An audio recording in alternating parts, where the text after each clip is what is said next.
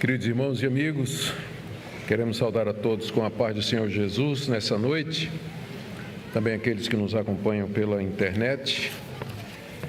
E lembrando que as crianças ficarão para o culto nessa noite, e sempre pedindo aos pais que usem de discrição quando necessário, né? Ou seja, se você não conseguir fazer com que nem sempre a gente consegue, né? Que a criança fique um pouco mais quieta e tudo mais, então você dá uma saidinha lá fora, deixa ela espernear um pouquinho, quando ela acalmar, você é bem-vinda de volta também com a sua criança, tá certo? Os nossos filhos são bem-vindos, é uma alegria sempre tê-los conosco no culto. Os pastores da igreja, hoje é o segundo domingo do mês, eles estão nas congregações, pregando a palavra de Deus, celebrando a ceia, orem por isso também. Tá certo? Para que o trabalho das congregações prossiga como vem prosseguindo e mais igrejas possam ser abertas. Queridos, eu quero convidá-los a abrir a Escritura no livro de Gênesis, capítulo 41. Nós vamos do verso 37 a 57, o relato da exaltação de José como governador da terra do Egito. Gênesis 41. De 37 a 57. Ouçamos a leitura. O conselho agradou a Faraó e a todos os seus oficiais. Então Faraó perguntou aos seus oficiais: será que poderíamos achar alguém melhor do que José, um homem em quem está o Espírito de Deus? Depois Faraó disse a José: visto que Deus revelou tudo isso a você, não há ninguém tão ajuizado e sábio como você. Você será o administrador da minha casa e todo o meu povo obedecerá a sua palavra. Somente no trono eu serei maior do que você. E Faraó disse mais a José: eis que eu constituo autoridade sobre toda a terra do Egito. Então Faraó tirou o seu anel sinete da mão e o pôs no dedo de José. Mandou que o vestissem com roupas de linho fino e lhe pôs no pescoço um colar de ouro. E o fez subir na sua segunda carruagem e clamavam diante dele: inclinem-se todos. Desse modo deu-lhe autoridade sobre toda a terra do Egito. Disse ainda Faraó a José: eu sou Faraó, mas sem a sua ordem ninguém poderá fazer nada em toda a terra do Egito. E Faraó chamou José de Zafenate-Paneia e lhe deu por mulher Azenate, filha de Potífera, sacerdote de On. E José percorreu toda a terra do Egito. José tinha 30 anos de idade quando se apresentou a Faraó, rei do Egito, e andou por toda a terra do Egito. Nos 7 anos de fartura, a terra produziu com abundância, e José ajuntou todo o mantimento que houve na terra do Egito durante os 7 anos, e o guardou nas cidades. O mantimento do campo ao redor de cada cidade foi guardado na mesma cidade. Assim José ajuntou muitíssimo cereal, como a areia do mar, até perder a conta, porque ia além das medidas. Antes de chegar à fome, nasceram 2 filhos a José, os quais lhe deu Azenate, filha de Potífera, sacerdote de On. Ao primogênito, José chamou de Manassés, pois disse: Deus me fez esquecer todo o meu trabalho e toda a casa de meu pai. Ao segundo, deu o nome de Efraim, pois disse: Deus me fez próspero na terra da minha aflição. Passados os 7 anos de abundância que houve na terra do Egito, começaram 7 anos de fome, como José havia predito. E havia fome em todas as terras, mas em toda a terra do Egito havia pão. Quando toda a terra do Egito começou a sentir fome, o povo clamou a Faraó por pão. E Faraó dizia a todos os egípcios: vão falar com José e façam o que ele disser. Havendo, pois, fome sobre toda a terra, José abriu todos os celeiros e vendia aos egípcios, porque a fome aumentava na terra do Egito. E todas as terras vinham ao Egito para comprar de José, porque a fome aumentava em todo o mundo. Até aqui a leitura da palavra de Deus. Oremos por iluminação do Espírito Santo. Ó Deus, nós sabemos que essa história está aqui não somente para nossa recriação, uma história bonita de sofrimento e depois vitória, prosperidade, mas também porque o Senhor quer nos ensinar verdades eternas Nós pedimos que Teu Espírito Santo nos conduza na compreensão da Escritura e na aplicação dela. Nós pedimos, ó Deus, consolo, instrução, orientação, correção, quebrantamento, esperança, tudo de acordo com a necessidade de cada um dos Teus que aqui se encontram nessa noite. É o que nós te pedimos em nome do Senhor Jesus. Amém. Amém. Queridos, é sempre muito importante que nós entendamos o propósito maior do livro de Gênesis, para que possamos entender as suas partes. Um texto como esse que nós temos aqui, por exemplo, ele pode parecer monótono, sem sentido e sem muitas aplicações para nós. Isso se ele não for lido à luz da intenção maior com a qual esse livro foi escrito, a intenção de Moisés. Conforme nós temos visto até agora, Moisés escreveu a sua obra, o livro de Gênesis e o restante dos 4 livros do Pentateuco, com o objetivo de preparar os descendentes de Abraão a entrar na terra prometida e ocupá-la e ali viver de acordo com a palavra de Deus. Tudo que é relatado no livro de Gênesis tem a intenção de contribuir para esse tema final, para esse propósito maior. E é exatamente com esse propósito do texto e é exatamente esse o propósito do texto que nós temos diante de nós. Ele fala de como José, depois de muito sofrimento, ele assume o comando, o alto comando do Egito, salva o país da fome e dessa forma prepara o caminho para a chegada dos seus parentes, que é o próximo capítulo. Os irmãos de José, enviados pelo pai, vão bater a porta de José atrás de mantimento, cumprindo profecias, aqueles sonhos que José teve, dos irmãos se curvando diante dele, preparando a subsistência da semente santa que Deus havia guardado e vinha guardado até aquele momento, e abrindo o caminho para que se cumprisse o que foi dito, que nos descendentes de Abraão, Deus haveria de abençoar toda a terra. A Bíblia é o registro dos atos salvadores de Deus. Por isso que é um livro tão importante para nós, é o livro mais importante para nós, porque nele e somente nele nós temos a revelação dos passos que Deus tomou na história humana para realizar a salvação do seu povo. A Bíblia nos aponta esses atos redentores de Deus e nos prepara para aqueles que ainda serão realizados e que ainda aguardam o momento do seu cumprimento. É bom sempre que nós, ao lermos a Bíblia, tenhamos em mente isso aqui. É por isso que eu não confio em caixinha de surpresa, versículo, sabe aquelas caixinhas, tem um nomezinho que eu esqueço agora. Como é o nome de Severino? Caixinha de promessa, é isso mesmo. Porque era da minha época, quando eu era mocinho, eu já não tenho mais memória para lembrar disso, mas eu me lembro que de manhã, né, você pegava, estampava, tirava um versículo e era o versículo do dia. Totalmente fora de contexto às vezes, né? Por exemplo, aquele versículo: um ao outro ajudou e ao seu companheiro disse, esforça-te. Ficava animado com aquilo. Aí você vai ler Isaías, é um idólatra dizendo por outro, né? Vamos cortar uma árvore, se esforça, vamos fazer um ídolo, né? Por aí vai. Até lema de congresso da SAF eu já vi isso aí sendo usado, né? Então é um perigo você ler textos isolados. A Bíblia não foi feita para você ler assim, ó. O que é que tem hoje? O que é que Deus está me falando hoje? Não. É um livro histórico. Narra os atos salvadores de Deus. Há uma sequência, há uma lógica, há um propósito. Por isso que é importante, quando você vai ler sua Bíblia, que você tire tempo para ler passagens inteiras, capítulos inteiros, se der livros inteiros, para que você possa perceber o sentido do que está sendo dito. Na mensagem anterior, nós vimos como José interpretou os sonhos de Faraó a respeito do futuro do Egito. E a interpretação era essa, que Deus haveria de mandar 7 anos de muita fartura sobre a terra do Egito e depois 7 anos de fome tão grande que a fartura seria esquecida.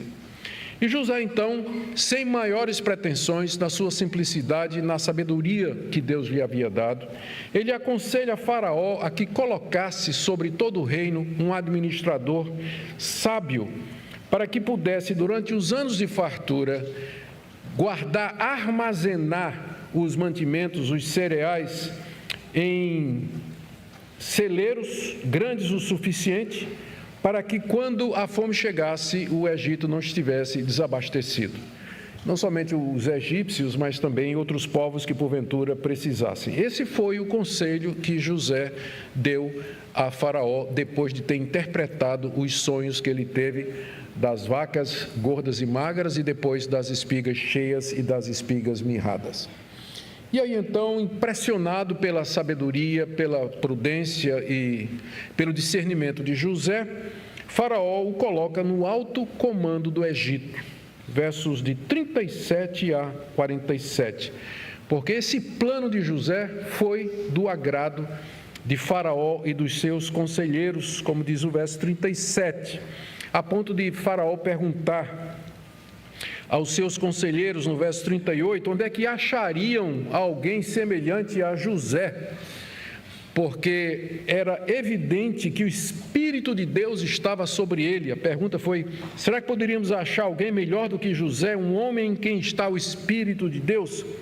Faraó sabia que Deus é o Deus dos hebreus. Faraó mesmo não era adorador de Deus, ele adorava o Deus Sol, Ra, outro Deus do Sol, Atum, a deusa Ré. Então, eram os deuses do Egito naquela época. Ele não era adorador de Yahweh, que era o Deus dos hebreus, mas sabia que o Deus dos hebreus era Yahvé. E ele disse: nesse homem está o espírito do Deus que ele adora. Então tem algo de divino nesse homem. Essa é a perspectiva pagã, né, do faraó, né? Tem algo divino nesse homem, porque ele não somente interpretou meus sonhos, mas ele está dando um conselho ajuizado, muito sábio. Os magos, sábios, adivinhos de Faraó conheciam todas as religiões daquela época e com certeza Faraó não era desinformado. E ele percebia que José era cheio do espírito do Deus que ele adorava e que, portanto, estaria capacitado para dirigir o futuro do Egito nos próximos anos. Ele percebeu que não haveria de achar ninguém tão capaz como aquele moço de ocupar a posição de administrador do Egito. E, como sábio que era, homem experiente que era, Faraó teve a visão de reconhecer a liderança de José e a capacidade de José e dizer: é você é a pessoa que você acaba de descrever. Ele tinha sido capaz de entender a revelação de Deus e é isso que Faraó explica aos seus conselheiros aí, que não vai ter ninguém melhor do que José. O melhor candidato para a vaga, que José tinha acabado de descrever o perfil, era exatamente o próprio José. Nós já dissemos antes que José não tinha menor pretensão, já tinha dado provas em demasia da sua humildade, da sua modéstia, de que ele sempre buscava a glória de Deus. Ele não estava buscando isso. Ele, inspirado por Deus, deu um conselho muito bom a Faraó. E Faraó pegou e disse: é esse o homem. E aí ele coloca José como a maior autoridade do Egito, abaixo somente dele, versos 40 e 41. Você será o administrador de minha casa e todo o meu povo obedecerá a sua palavra. Somente no trono eu serei maior do que você. E Faraó disse mais a José: eis que eu constituo autoridade sobre toda a terra do Egito. José, então, pelas palavras de Faraó, seria não somente o comandante do Egito, mas o administrador da casa de Faraó, como ele tinha sido da casa de Potifar. E cuidaria do palácio, da corte, e todos os egípcios teriam de obedecer a José. Literalmente, o hebraico diz, terão que beijar José, que era uma maneira no Antigo Oriente, especialmente no Egito, de se mostrar deferência, né? Beijar aquela autoridade, que significa submissão ao edito do faraó, colocando José sobre todos eles. Só Faraó teria mais autoridade do que José, pois ele era o rei. Como ele diz no final do verso 40, somente no trono eu serei maior do que você. Somente no trono eu serei maior do que você. Isso, queridos, porque o Faraó, ele era considerado um Deus vivo, filho do Deus Horus. E a palavra dele era inviolável e a tarefa do Faraó era manter a paz do reino. e a sua prosperidade, mas como ele era humano, ele precisava de administradores. E nós sabemos por fontes externas à Bíblia, a arqueologia nos ajuda aqui, que essa posição era do grão-vizir. Havia essa posição, o vizir ou grão-vizir era aquele que estava abaixo de Faraó, responsável pelo cuidado administrativo, jurídico de toda a terra, enquanto que Faraó, sendo um Deus vivo, cuidava das coisas divinas e mantinha a paz. Era a última palavra em tudo, mas quem mandava de fato era o grão-vizir. E tem um documento... Nós sabemos, tem um documento aí datando do período da Idade do Bronze, cerca de 2000 anos antes de Cristo, que fala dos deveres do vizir do Egito. Ele comandava todas as atividades do Estado, estava no topo da burocracia administrativa, suas funções incluíam supervisionar a terra e o sistema judicial. Foi exatamente essa posição que José foi ocupar. A do vizir do faraó era a posição mais elevada que poderia haver. Por isso que Faraó disse: eu sou Faraó, só eu não estarei, porque eu sou um Deus divino, só eu não estarei debaixo da sua autoridade, mas todos no Egito vão beijar você e não farão absolutamente nada que não seja pela sua permissão. E Faraó então torna a sua decisão pública, que isso aqui aconteceu na corte, não é? Ele entregando tudo a José. Mas agora chegou a hora de fazer com que isso se tornasse público e notório. De que outra forma José, então, poderia desempenhar suas funções? 5 coisas que o faraó fez, do verso 42 a 43. Primeiro, ele tirou o seu anel sinete, com o qual marcava documentos oficiais, e entregou a José. Como é que funcionava naquela época? Havia um documento, havia um édito, havia um decreto. Em vez de assinar, o rei selava, não é? Ele selava com o seu anel, ou na argila ou na cera, amolecida pelo fogo. E aquilo fazia com que o documento fosse oficial e a palavra inviolável do faraó. Agora José estava com esse anel. O anel do faraó estava na mão de José. Segunda coisa que o faraó fez foi vesti-lo de roupas de linho fino, fabricação exclusiva do Egito, no mundo do Antigo Oriente, e que era usado somente pela corte, pelos nobres, pelos sacerdotes. E aí, parece que a vida de José gira em torno de túnicas, não é? Quando não é o que o pai fez, agora a mulher rasga a túnica dele lá na casa de Potifar, e agora ele ganha uma de linho, né? Maravilha. O faraó lhe dá roupas de linho fino. Terceiro, põe em seu pescoço um colar de ouro, verso 42, para indicar agora a sua posição elevada. Tudo isso com o objetivo de exaltar José. E aí então o faraó faz uma parada, né? Uma parada, e diz aí no verso 43 que o faraó ia na frente, né? Obviamente, e José vinha na segunda carruagem, que era a carruagem do vizir. E quando ele passava, todo mundo se inclinava diante de José. Todo mundo se inclinava diante de José. Que parada, não é?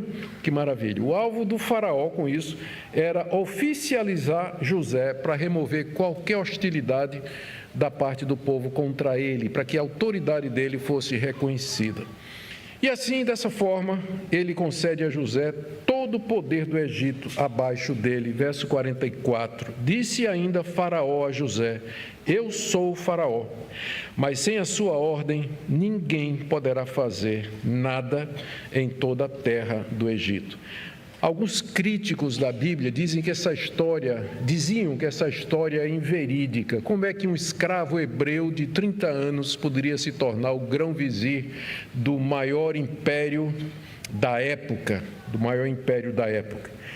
É quando às vezes a arqueologia e a literatura antiga vêm em nosso socorro. Nós não precisamos deles para confirmar e para crer no que a Bíblia diz. Mas Deus, na sua misericórdia, faz com que as ciências e as descobertas, as pesquisas, elas acabem corroborando a verdade. Porque a verdade é de Deus, não importa na boca de quem. Toda a verdade é de Deus. E nós sabemos dessas fontes que era relativamente comum hebreus ocuparem posição de autoridade e poder na monarquia egípcia. Algumas dessas fontes antigas, arqueológicas, elas falam de grão-vizires com nome hebreu, ocupando posição de autoridade como oficial de Faraó, durante o tempo, por exemplo, do faraó Amenhotepe III, Amenhotepe IV, eles tinham inclusive um vizir chamado Aper-el, que é um nome hebreu, e alguns até acham que pode ser uma referência a José. E tudo isso são fontes externas que vêm confirmar o livro mais confiável de todos, não é? Como eu disse, nós não precisamos dessas confirmações, mas elas ajudam a ver, né, que a verdade é verdade aqui em todo lugar. Em todo lugar. E pela atuação de Deus, então, Faraó e sua corte ficaram convencidos que José era uma pessoa especialmente favorecida pelo Deus dele, ficaram impressionados com a sabedoria de José, e José, então, se torna o grão-vizir do Egito. História bonita, não é? Valeu a pena ele ter esperado tanto tempo ali na prisão. Teve um tempo que ele queria sair antes, né? Quando ele pediu ao copeiro: olha, quando você for libertado, fala com o faraó, dá uma palavrinha para eu sair daqui. Ele queria sair, 2 anos antes disso aqui acontecer. Mas Deus disse: não era a hora ainda não, você ainda tem que sofrer mais 2 anos até você estar pronto para a posição que você vai ocupar, e que ele nem sonhava, não tinha ideia do que é que Deus ia fazer com a vida dele. Essa é a primeira parte aqui. Vamos então agora ver o cumprimento do que José tinha dito, os 7 anos de fartura, do verso 45 a 52. As coisas aconteceram exatamente como José havia dito, exatamente como ele tinha predito na interpretação do sonho de Faraó. Deus mandou 7 anos de grande fartura sobre a terra do Egito, 7 anos de abundância. José tinha 30 anos quando ele foi colocado como grão-vizir do Egito. Ele tinha 30 anos quando começou a administrar fartura. Ele tinha chegado no Egito com 17 anos de idade, passou 13 anos servindo na casa de Potifar e tinha passado 3 anos na prisão. Somando tudo, você tem 30. Ele tinha 30 anos quando foi colocado como grão-vizir de todo o Egito. E ele havia sido preparado por Deus todo esse tempo, na traição, na escravidão, na calúnia, em tudo José aprendeu a confiar em Deus, e agora chegou o momento em que ele vai servir a Deus de uma forma exaltada. Diz o texto aí no final do verso 45 que ele percorreu toda a terra do Egito para tomar posse, para assumir a sua posição, para que todo o Egito o conhecesse, examinando os locais de produção e armazenamento e outras providências para os anos de fome que haveriam de vir. E durante 7 anos, como ele havia dito, a terra produziu com abundância, diz aí o verso 47, suficiente para sustentar todo o Egito, e ainda sobrava 1/5 para ser armazenado. E José armazenava o cereal nas cidades ao redor dos campos de lavoura, onde tinham campos produtivos, e uma cidade próxima, ele abria um armazém ali, próximo da produção, como diz aí o texto, né, no verso 48. E até que, segundo o verso 49, era tanto cereal que eles perderam a conta, e não dava mais para contar, porque era muita abundância. Deus, que é o Deus da história, que é o Deus do clima, que é o Deus do clima, das mudanças climáticas, Ele é o Deus que governa sobre todas as coisas. Ele concedeu 7 anos de colheita farta após colheita farta que os egípcios desfrutavam. O rio Nilo fertilizando toda aquela terra, não somente a agricultura, a pecuária, tudo funcionou na terra do Egito durante 7 anos debaixo da administração desse moço que Deus encheu com seu espírito de sabedoria. Mas tinha outras coisas boas que aconteceram durante esses anos na vida de José. Primeiro, Faraó lhe deu um nome egípcio, Zafenat-Paneia, como parte da sua naturalização. José tinha que se naturalizar no Egito, tinha que se tornar cidadão egípcio, né, para poder exercer tudo isso. Então tudo começa com um nome novo. E esse nome é de sentido incerto. Alguns dizem que significa revelador de segredos, outros dizem que o salvador da terra, outros dizem aquele que foge da imoralidade. Como é o nome egípcio, a gente não tem muito conhecimento, é uma língua muito desconhecida ainda, nossa. Então, ninguém tem certeza exatamente do que é que significa. Além de mudar o nome dele, Faraó lhe deu uma mulher egípcia para esposa. E não tinha como ele recusar, não é? Era hebreu. Se fosse a escolha dele, ele iria seguir a escolha dos seus antepassados, Abraão, Isaque e Jacó, casar dentro da família. Mas aqui não tem escolha. O Faraó disse: olha, você vai casar com Azenate, filha de Potífera. E que honra, não é? Que honra naqueles parâmetros, porque o Potífera, ele era sumo sacerdote na cidade de On, que era onde havia templos dedicados ao Deus Sol. Por isso que essa cidade é também chamada de Heliópolis, porque era lá que tinha esse culto ao Deus Ra, ao Deus Atum, e Potífera era o sumo sacerdote do culto ao Deus Sol. E casar com a filha do sumo sacerdote do Egito, né, era assim, realeza em cima de realeza. E lá está José nessa posição, casado com Azenate. E Azenate deu a ele 2 filhos. E note o seguinte: os nomes que José deu aos seus filhos foram nomes hebreus. Ele não botou os filhos, não batizou os filhos com nome egípcio, não, mas com nome hebreus. O mais velho, Manassés, soa parecido com a palavra hebraica para esquecer. E quando ele foi batizado, né, com o nome de Manassés, José disse: Deus me fez esquecer todo o meu trabalho e toda a casa de meu pai. Toda aquela aflição, todo aquele sofrimento, agora ele como que esqueceu. Quer dizer, não é que ele esqueceu, mas é que foi superado pela prosperidade, pela vitória, pela alegria, pela liberdade de poder servir que José agora estava experimentando. O segundo filho, chamado Efraim, também é uma palavra hebraica, que soa como frutífero. E José, quando colocou o nome dele de Efraim, disse no verso 52: Deus me fez próspero, frutífero na terra da minha aflição. Então, colocar os 2 nomes hebreus nos filhos, com esse sentido, significa que ele lembrava da sua história, lembrava da sua família e que queria permanecer fiel a Deus e a tudo aquilo que ele tinha aprendido. Muito bem, dessa forma José se torna cidadão do Egito. E durante esses anos de fartura foi consolado de toda aflição, de sofrimento. Aqui a misericórdia e o favor de Deus chegam no momento exato. Séculos depois, Estevão, no sermão que ele prega em Jerusalém, diante do Sinédrio, ele faz um resumo da história do Antigo Testamento. E ele diz no verso 9: os patriarcas invejosos de José venderam-no para ser levado para o Egito, mas Deus estava com ele e o livrou de todas as suas aflições, concedendo-lhe também graça e sabedoria diante de Faraó, rei do Egito, que o constituiu governador daquela nação e de toda a casa real.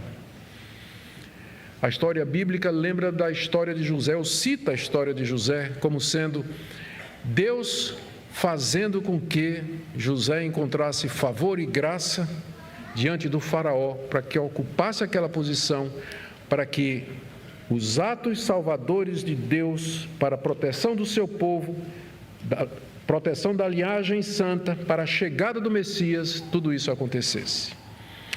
E agora vamos para o fim, com a chegada dos 7 anos de fome. 7 anos de abundância, mas agora chega a carestia, do verso 53 a 57. Exatamente como José havia predito, verso 53. Passados 7 anos de abundância que houve na terra do Egito, começaram os 7 anos de fome, como José havia predito. Durante todos aqueles 7 anos de fartura, José sabia que aquilo haveria de acabar. E ele se preparou para aquele momento. Ele se organizou para que quando a fome batesse à porta, houvesse provisão. Nós mencionamos na última vez que a fome, ela é o resultado da falta de cereal, falta de mantimento, que naquela região era causada pelo vento que vinha do leste, do deserto da Arábia. um vento que às vezes é chamado de Scirocco, ele é misturado com partículas de areia fina e tão quente que ele sai abrasando e queimando tudo. É o maior medo do agricultor no Antigo Oriente, era o Scirocco, quando ele vinha, que queimava tudo. E de repente foi assim que Deus cumpriu sua palavra. Começou a soprar aquele vento, veio sobre, pelo menos na visão, no sonho de Faraó, as espigas que eram miúdas e crestadas, era do vento leste, não é, que vinha do deserto da Arábia. Então aquilo começa a soprar, as colheitas se perdem um ano, perdem 2 anos, daqui a pouco não tem mais comida, o gado morre porque não tem alimentação também, e aí a fome começa a chegar. Exatamente como José tinha dito. Ela se abateu sobre todo o Egito e sobre as demais terras do Antigo Oriente, Síria, Arábia e Canaã. E foi tão intensa que o povo no Egito começou a clamar ao faraó. Fartura acabou-se, todo mundo esqueceu da fartura, que agora a fome batia na porta. E Faraó encaminhava o povo para José, porque foi para isso que José foi colocado como vizir, não é? E José estava preparado para aquele momento. Ele abre os armazéns para os egípcios, conforme diz aí o verso 54 no final, enquanto que todas as terras havia fome, no Egito havia pão. No Egito havia pão. Mas ele não deu de graça. Diz aí o texto no verso 56, que ele vendeu aos egípcios. E no final, ele vai fazer com que toda a terra do Egito seja devedora a Faraó. Nós vamos ver isso na próxima mensagem. Começaram a vir viajantes de todas as partes do mundo ao Egito para comprar cereal, porque a fome se estendeu pelo mundo conhecido da época. Veja aí o verso 57. E o cenário vai ser montado. Qual vai ser o próximo passo aqui? Próximo ato da história da redenção aqui? Jacó vai dizer aos seus filhos: estão todo mundo morrendo de fome aqui, mas a gente ouviu falar que lá no Egito tem pão. Vão lá comprar pão. E aí o encontro de José com os seus irmãos, que preparam o encontro dele com o seu pai algum tempo depois. Todas as coisas cooperam para o bem daqueles que amam a Deus. O que Moisés queria mostrar com essa história, essa parte da história aqui para os israelitas? Várias lições. A primeira, mais óbvia, que Deus é Senhor absoluto sobre toda a terra.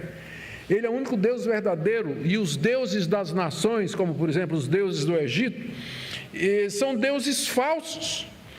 José era cheio do Espírito de Deus, ele pôde preparar o Egito para sobreviver durante 7 anos daquela terrível fome, enquanto que os sacerdotes, magos, adivinhos, adoradores do Deus Sol não puderam prever e muito menos se preparar para o que haveria de vir. Então, é um contraste gritante entre o Deus dos hebreus, o único Deus verdadeiro, e os deuses pagãos. E, sem dúvida, esse é o ponto de toda a Escritura. A soberania de Deus, a realeza de Deus, a majestade por direito de criação e de redenção. Ele reina sobre tudo e todos. E Ele quer ser reconhecido. É assim que Ele guia a história, é para isso que Ele age. Tudo acontece caminhando para esse fim. No fim, todo joelho vai se dobrar e toda língua vai confessar que Jesus é Senhor, para a glória de Deus Pai. Portanto, quando os judeus entrassem, os israelitas entrassem em Canaã, porque são esses a quem Moisés destinou o livro de Gênesis, eles deveriam lembrar da superioridade de Deus e não se curvar diante dos deuses dos cananeus, dos heveus, jebuseus, amonitas, moabitas e outros povos pagãos que habitavam na terra de Canaã e ao redor dela.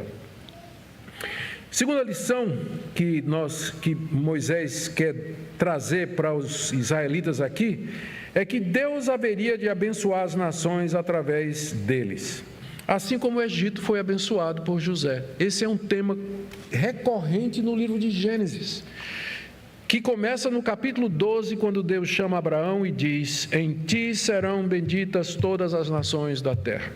Eu vou abençoar todos os povos. Estou chamando você e a sua descendência, mas eu amo também os outros povos, e eu vou abençoar os outros povos através de vocês.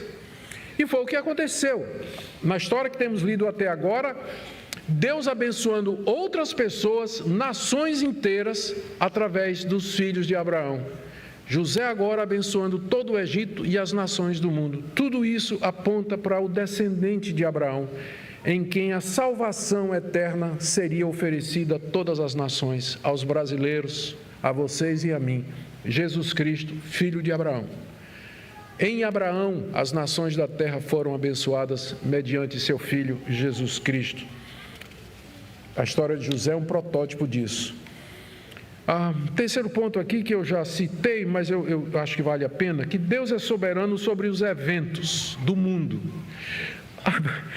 A Bíblia não tem o menor recato quando ela diz que foi Deus que mandou a fartura e foi Deus que mandou a carestia. Foi Deus que mandou a fome. Deus que mandou o vento forte, quente, que queimou tudo. Deus que mandou a catástrofe. Deus que mandou o desastre. A Bíblia não tem a menor vergonha ou recato ou prurido, ou assim, pisando em ovos para dizer, não. Porque Deus é soberano sobre tudo. E Ele manda não somente a prosperidade, mas às vezes a carestia também. Quando Ele manda a prosperidade, a bênção, a alegria e tudo mais, é graça, porque você não merece, nem eu. É graça, mas quando Ele manda a calamidade, o desastre, a tristeza, é porque Ele é justo e porque nós somos pecadores e que nós merecíamos nada a não ser a condenação eterna. Faz parte dos juízos temporais de Deus, já avisando do juízo eterno, no dia da vinda de Cristo, julgamento final, inferno eterno. Deus faz isso, bênção e juízo, para que todos se arrependam, creiam no seu Filho Jesus e deem a Deus toda a glória na fartura ou na carestia também. E por último, gente, eu quero fazer algumas aplicações para nós aqui. Em que é que isso aqui pode nos ajudar? Porque, tudo bem, texto gostoso de ler, tem muita coisa, mas em termos práticos, amanhã, quando eu chegar amanhã no meu negócio, amanhã no meu trabalho, quando eu for vender meu pastelzinho na feira amanhã, em que é que isso aqui vai me ajudar? Eu quero dar algumas sugestões para você. Primeiro, pensa em prover para o futuro em termos de prosperidade. Não é falta de fé você se preparar. José sabia que a prosperidade vinha de Deus, mas isso não impediu que ele economizasse, guardasse, pensando no futuro. Tem muito crente que entende errado o que a Bíblia diz a respeito de Deus cuidar de nós e não deixar faltar o pão de cada dia. O fato de que Deus cuida de nós e vai sempre nos socorrer, não quer dizer que nós não devamos nos preparar, ter uma poupança, investir para o futuro, pensar nos nossos filhos e assim por diante, faz parte da vida. Deus não abençoa preguiçoso, gastador, tem crente com dívida, comprando coisa que não precisava, coisa de última geração que ele não precisa, e aí vai gastando, está endividado, e assim por diante. Deus não vai ajudar, não. Se você estava pensando isso, pode tirar o cavalinho da chuva, em nome de José. Zezinho aqui nos mostra como é que para fazer.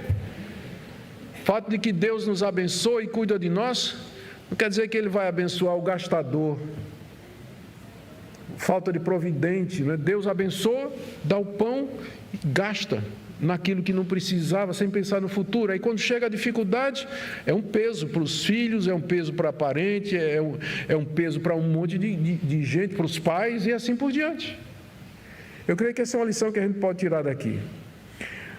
A outra é que eu acho essa extremamente importante.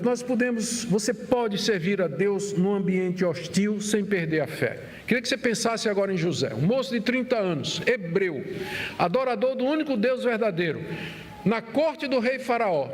O nome dele é mudado, um nome egípcio. Ele é obrigado a casar com uma mulher idólatra, filha do sacerdote, com certeza adorava os deuses do seu pai também. E tinha que trabalhar na corte do rei do Faraó do Egito. Era um ambiente totalmente hostil a verdadeira religião. Entretanto, em nenhum momento José perdeu a sua confiança e a sua verdadeira identidade. Tanto é que mais adiante, quando ele se reconcilia com os irmãos, ele vai dizer: olha, quando Deus tirar vocês aqui do Egito para a terra prometida, levem os meus ossos, porque eu quero ser enterrado lá.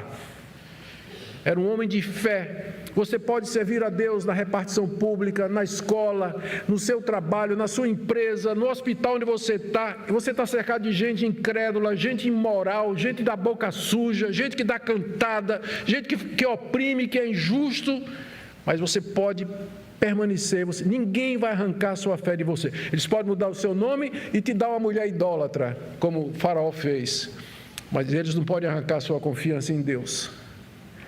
E é isso que nós precisamos, de crentes verdadeiros em ambientes hostis, onde nós não vamos. Pastores não entram, evangelistas não entram, nós não conseguimos entrar, mas você está lá já.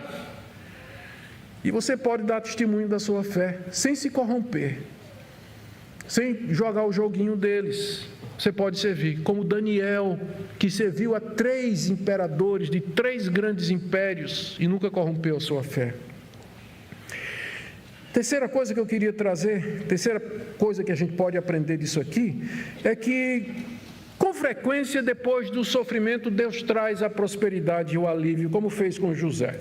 Deus nos prova, Ele nos testa, Ele faz com que nós enfrentemos dificuldades, mas no final, Deus traz alívio, como está escrito lá em 1 Coríntios capítulo 10, no verso 31, que Deus não permitirá que você seja tentado mais do que você pode suportar, e juntamente com a provação dará o escape. Então, se você está sofrendo, essa é a lição do texto para você, passando por um período difícil, já faz algum tempo, confie em Deus, como José confiou, e no tempo de Deus, Ele vai abrir a porta para você, no tempo dele, não no seu, no tempo de Deus, Ele vai abrir a porta para você. Mas minha última palavra é que, com frequência, isso não ocorre, né? Eu estou pensando em João Batista. José saiu da prisão, João Batista não. José saiu da prisão para ser governador do Egito. João Batista ficou na prisão, foi degolado. Então, Deus pode, depois de um tempo de sofrimento, tirar você e exaltar você. Ou Ele pode entregar você ao degolador. Qualquer que seja o plano de Deus para a sua vida, você tem que viver e morrer como José e como João Batista, sem negar a fé, sem esmurecer, e que se Deus tiver para você a foice do degolador, Ele vai estar com você até o fim, como Paulo aprendeu. A graça de Deus me basta. Paulo queria tirar o espinho na carne, que a gente não sabe o que era. Deus disse não. E Paulo morreu com aquele espinho na carne, mas a graça de Deus acompanhou Paulo para que ele suportasse até o fim. O que eu quero dizer é que eu não sei o que é que Deus reserva para você. Para Zezinho foi vitória, foi glória, maravilha, mas para João Batista foi a degola.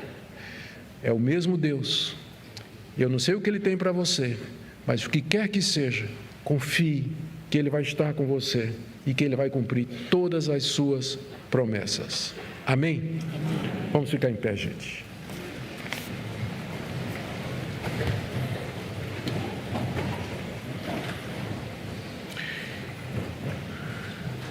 Senhor, te damos graças pela história de José, pelo que o Senhor fez na vida daquele moço, que depois de ser traído pelos irmãos, vendido como escravo, jogado num poço, comprado como escravo, caluniado pela patroa, jogado numa prisão, esquecido durante 2 anos, finalmente o Senhor abriu a porta e o exaltou sobremaneira.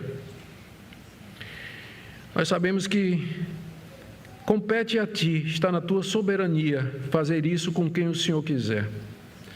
Mas se o Senhor nos reserva, Senhor, a dor, o sofrimento, a doença, a masmorra, a perseguição, finalmente a morte, dê que sejamos fiéis a Ti, sem murmurar, sem abandonar a fé, sem esmurecer, mas lembrando que o Senhor está no controle de tudo, que o Senhor faz com que a história toda concorra para o fim que o Senhor tem em mente, a glorificação final do teu Filho Jesus, exaltado sobre tudo e todos. Consola os corações dos que aqui se encontram nessa noite, de acordo com a necessidade.